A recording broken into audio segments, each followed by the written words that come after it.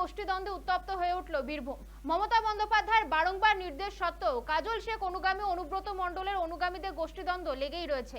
কোনো পক্ষই নিজেদের রাজনৈতিক জমি ছেড়ে দিতে প্রস্তুত নয়, যার ফলস্বরূপ বারংবার উত্তপ্ত হচ্ছে বীরভূম।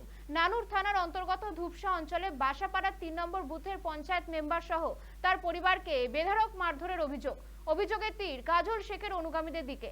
বুথ মেম্বারের পরিবারের অভিযোগ, তারা অনুব্রত মণ্ডল অনুগামী হওয়ায় তাদেরকে বেধড়ক মারধর করেছে কাজল শেখের অনুগামীরা। পাশাপাশি তাদের অভিযোগ, কাজল শেখের বেআইনি কাজকর্ম নিয়ে প্রতিবাদ করতে গেলেই তাদের ওপর চড়াও হয় কাজল শেখের অনুগামীরা। বিগত বেশ কিছুদিন ধরেই এই বুথ মেম্বার ও তার পরিবার এলাকা ছাড়া ছিল। বাড়ি ফিরতেই বাচ্চা সহ বুথ সদস্যের পরিবারের সকল সদস্যকে মারধর করার অভিযোগ উঠেছে। নানুর থানায় সমস্ত কিছু জানা সত্ত্বেও পুলিশ সম্পূর্ণ নিষ্ক্রিয়। শুক্রবার বোলপুরের এসডিও অফিসে এসে ৩ নম্বর বুথের সদস্য ও তার পরিবারের সকলেই অভিযোগ দায়ের করেন।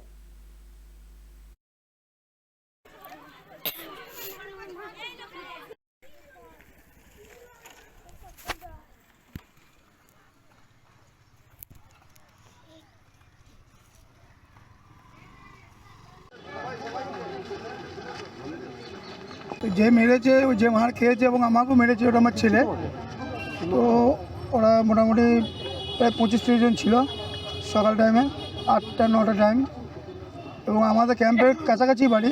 ক্যাম্পে পুলিশ শুধু স্টেপ নিচ্ছে না, পুরোটাই কাজের হয়ে কাজ করছে। আমরা একটা নিরীহ লোক, আমরা মেম্বার কোন জায়গা বাসাবাড়ি 3 নম্বর বুথে।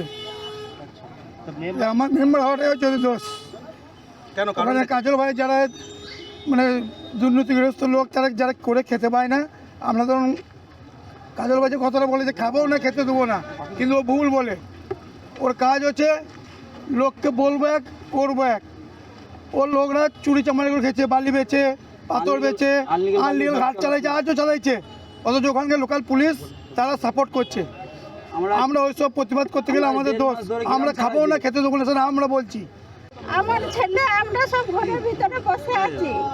20-30 জন এসে আমার ছেলেকে 2তলার উপরে নিয়ে মারধর করে।